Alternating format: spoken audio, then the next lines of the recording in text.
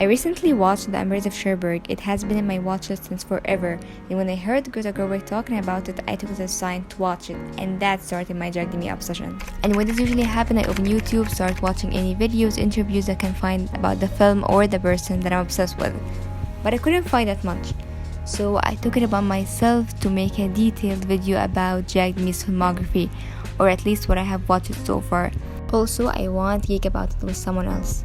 Starting with The Embrace of Cherbourg, this is a film when you think about it, it should not work at all, but it does perfectly, and only Jacques Demy could have achieved that. Also, I think the beauty of French language was a huge part in it.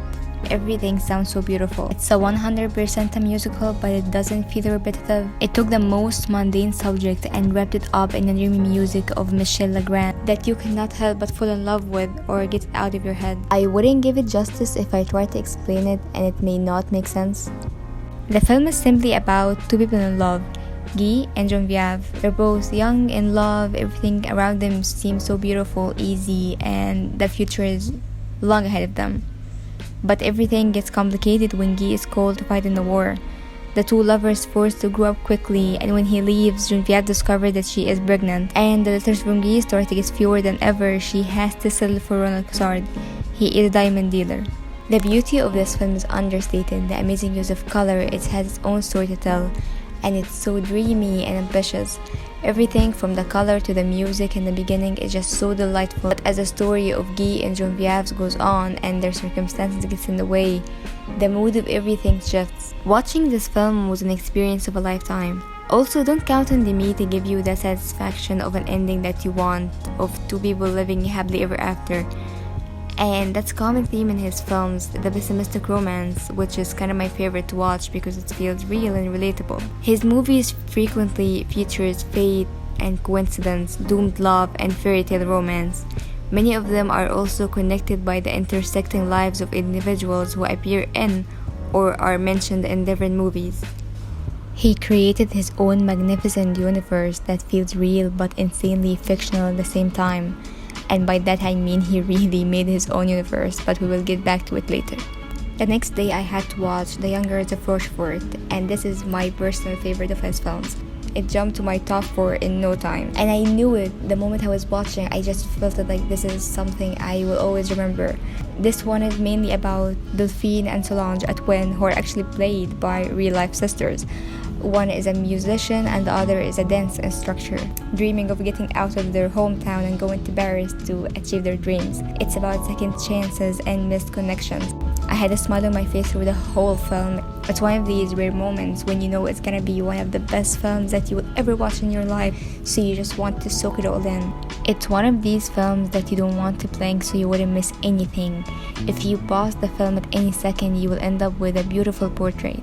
And this is one of my most important things in a film, and what I look at the most is the care of every detail, to the characters, production design, and costume design.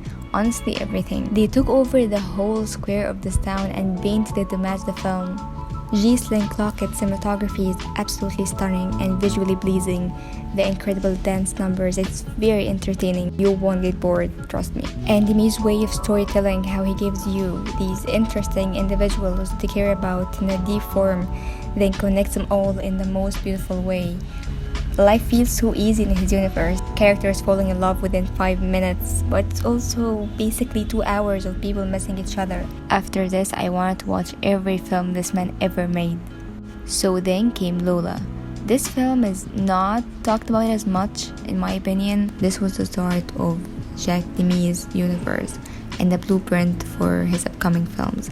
If you are not a big fan of musicals, that's what you should watch, and it still has the Jacques Demy charm. It was his feature film, which is incredible. It's about Ronald Cassard, remember him from The Embrace of Cherbourg?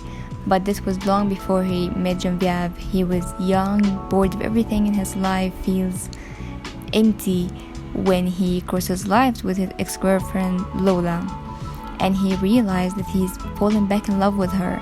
But Lola is waiting for the return of her long-lost lover, Michael. When I first watched The Embrace of Cherbourg, if I'm being honest, I couldn't care less about Ronald. But after Lola, I had more compassion towards him and noticed the similarities between him and Genevieve.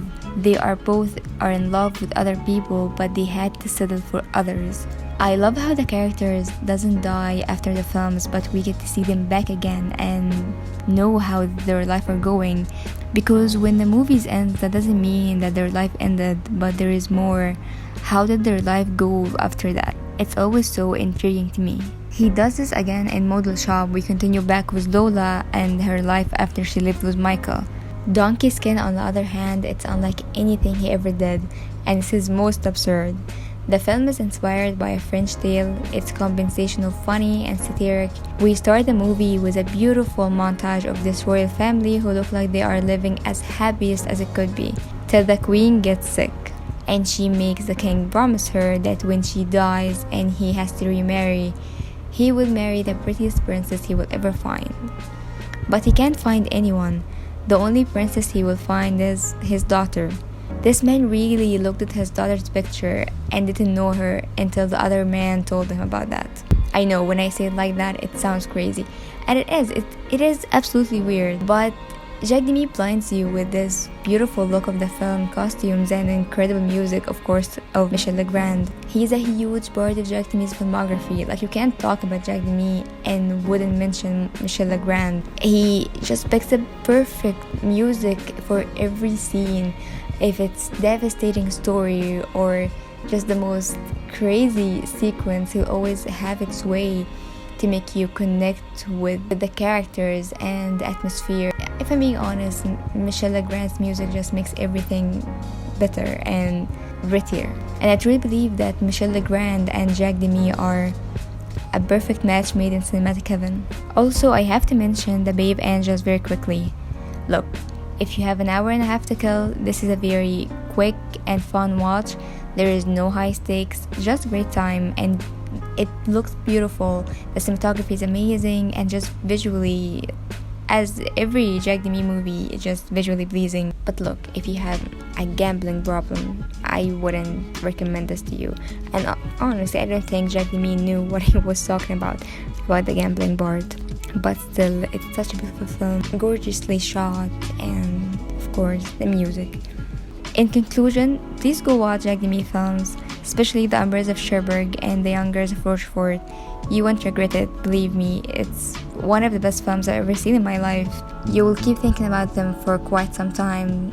Like, for me, I've watched them like months ago and I still think about them daily, and I want to talk about it to anyone. Hence, I made this video. I just wanted to share my opinion and talk about it with anyone else. Maybe someone would like to talk about them too. So yeah, go watch them and form your own opinions, and I'll see you in the next one.